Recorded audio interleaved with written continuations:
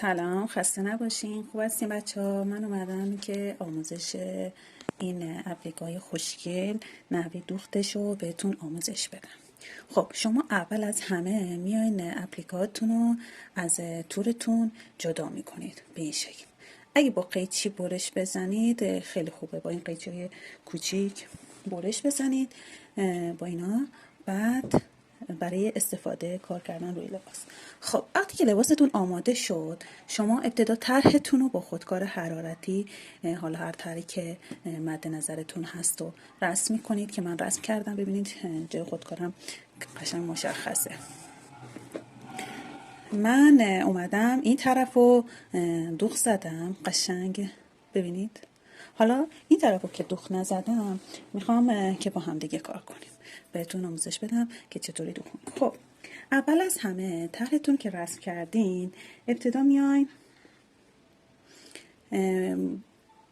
اپلیکه ها رو روی طرحتون میچینید، با سوزن فیکس میکنید. خب بعد از فیکس کردن میاین از چسب تی 8000 یا 8000 اصلش باید باشه بچه ها.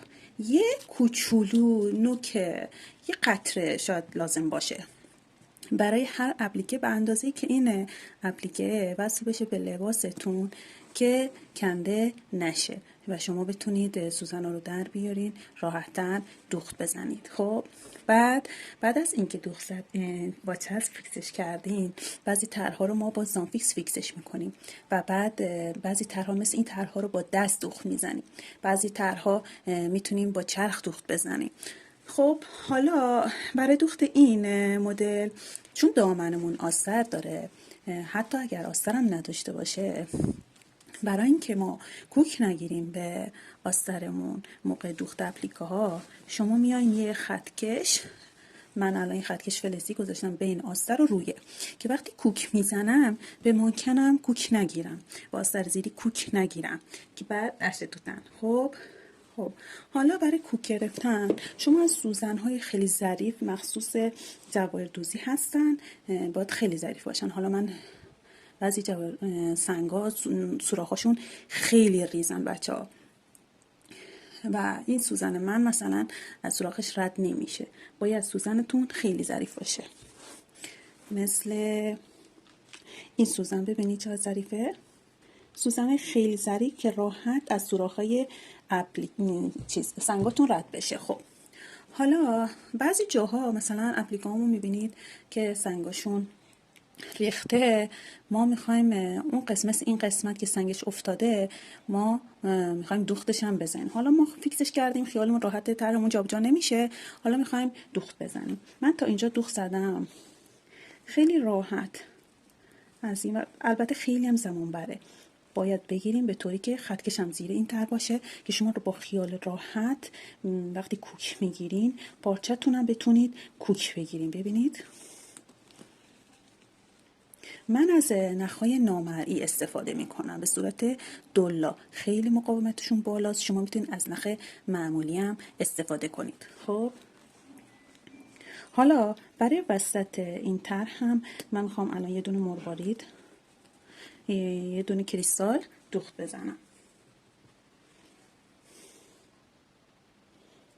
خوشبختانه این سنگامون جای دوخت دارن، سوراخ دوخت دارن، خیلی راحت شما میتونید راحت تر از اونایی که فقط سوراخ ندارن و با چسب روی تور چسبونده شدن، شما باید به تور دوخت بزنید که بعضی جاها که امکان نیست اصلا به تورم دوخت بزنی، ناچارین از چسب استفاده کنید.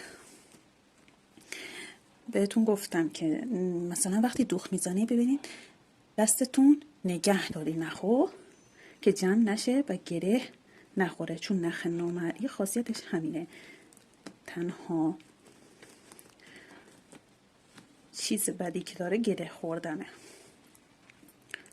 خب حالا به همین صورت مقداری از پارچه، مقداری از اپلیکه کار شده‌تون رو کوک میگیرین، دور تا دور گلتون باید کوک بگیرین. حواستون به زیرم باشه. مثلا بعضی جواهرها که شل شدن موقع قیچی کردن امکان داره ریزش کرده باشن، یا خودشون نخشون شل شده ریزش کرده باشه. شما با سوزن با نختون داخلش رد میشین، پرش میکنین اون قسمتو. ببینید من پارچه زیرم دارم کوک میگیرم همزمان. خب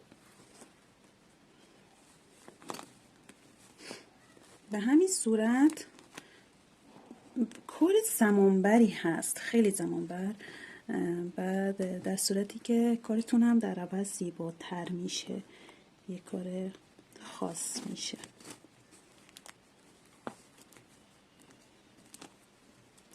شما میتونید از این محافظای انگشت هستن بزنید که انگشتتون آسیب نبینه. من با ناخنم میزنم، از بس عادت کردم دیگه. من پشت ناخنم میبینید میگیرم زیر سوزن که وقتی سوزن در میاد به دستم نخوره. الان دور تا دور این گلم کوک میگیریم.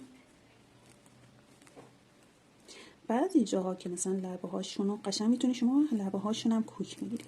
یه کار دیگه هم میتونید انجام بدید که کارتون یکم مثلا اگه عجله دارین، وقت ندارین، زمان ندارین، مشتری بهتون عجله میگیره، وقت ندارین، فقط وسط گلو کوک بگیرین، لبه هاشو با همین چسب 8000 فیکس کنید که بلند نشه و هم مقاوم میشه، هم کوک گرفتین، همین که گلتون حالت برجسته نیست، انگاری که از خود لباس هست.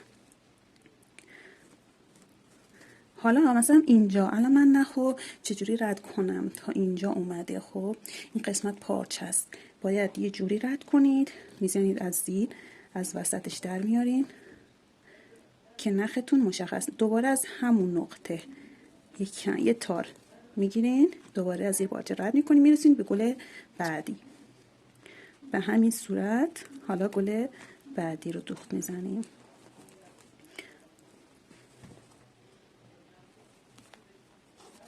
حواسمون باشه در این حال آسترم نگیریم.